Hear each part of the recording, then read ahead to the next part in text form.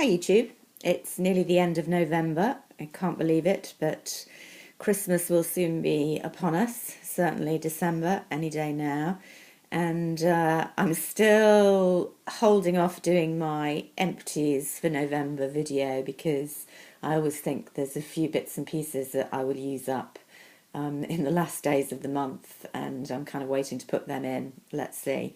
But I am ready to do my favourites video for this last month, and as you can see, most of my favourites are makeup items that I've really enjoyed using. I've had a bit more time to do my face in the morning. There haven't been quite as many 5 a.m. starts, so I've been enjoying particularly experimenting with two eye palettes. One of them I've talked about very recently because I only got it in the last couple of weeks. It's from the Dior Snow Holiday Christmas collection, and it's the eye palette that I showed in one of my other videos. I keep forgetting what it's called. Golden Snow. The other one I think is Golden Flower or Golden Garden, something like that. But I've talked about this before, and although it looks as if I've barely touched it, I have used it quite a lot in the last couple of weeks. I've particularly used these two bottom colours, which are really nice. Although this looks quite dark here, you can actually apply it to look really work appropriate, giving a bit of definition along with this really nice creamy taupe. But I've also been using the two glitter colours quite a lot, particularly this white one in the centre, which looks quite alarmingly glittery there, but actually it's really nice in the inner corner of the eye just to lighten up, or a little bit in the centre of the lid over one of the other colours, just gives a lot of really nice definition. And then the gold one I've been using on a thin brush, just outlining over my eye pencil for a slightly brighter look. It's not too glittery if you're not sticking it all over the eye area. So I'm really enjoying that palette, and I think I'll get a lot of use out of it in the coming month as well, when I'll be using the glitters a bit more going out, but also the day shades. The other palette that I got relatively recently that I was using a lot at the beginning of the month, which I think is a superb autumnal palette, is this Tom Ford in Burnished Amber. And I actually decided to shell out and get this when I read that this particular palette was being taken out of the permanent range. It's being retired.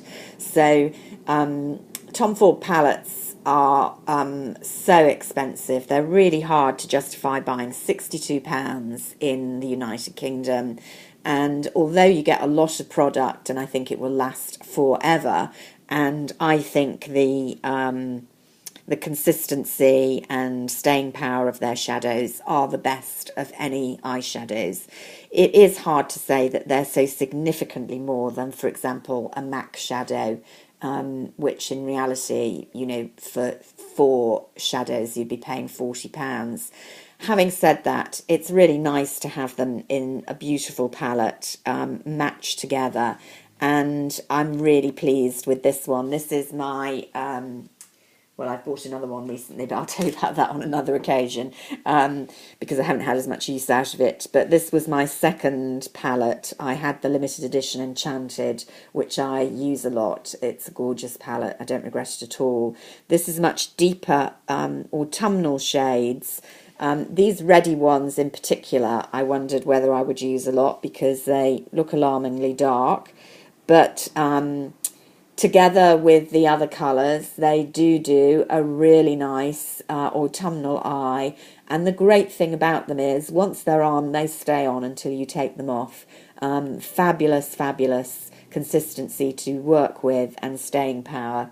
So I have used that palette, although I don't think you can see, I've barely worn into it at all. That's the other thing, they last for ages.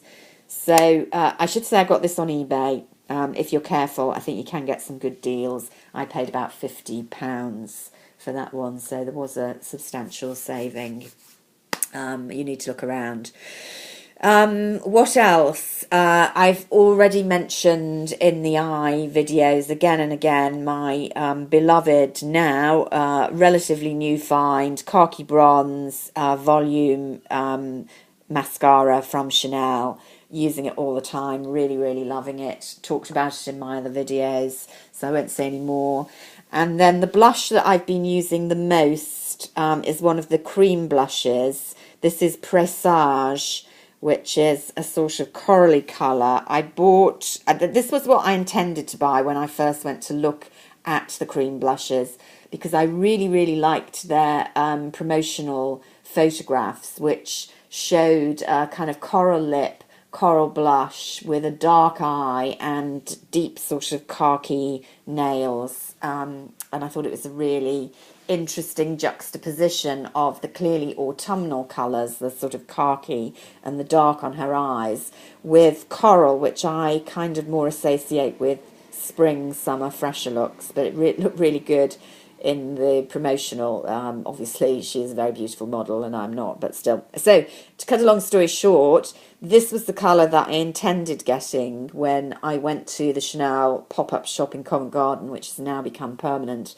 I mention that because I do think the sales assistants there, although the space is really limited, so it can feel a bit overcrowded, the sales assistants, in my experience, are really, really helpful, much more helpful than you get on a lot of Chanel counters in department stores, when frankly they can be not very knowledgeable, fairly snooty, and extremely mean with the samples when you're buying.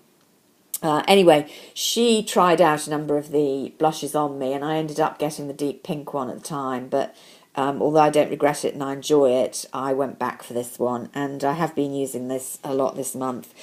You have to be quite sparing in applying these. It's this strange consistency, which although they're described as cream blushes, they dry down to powder almost immediately on contact with the skin, and they're very pigmented.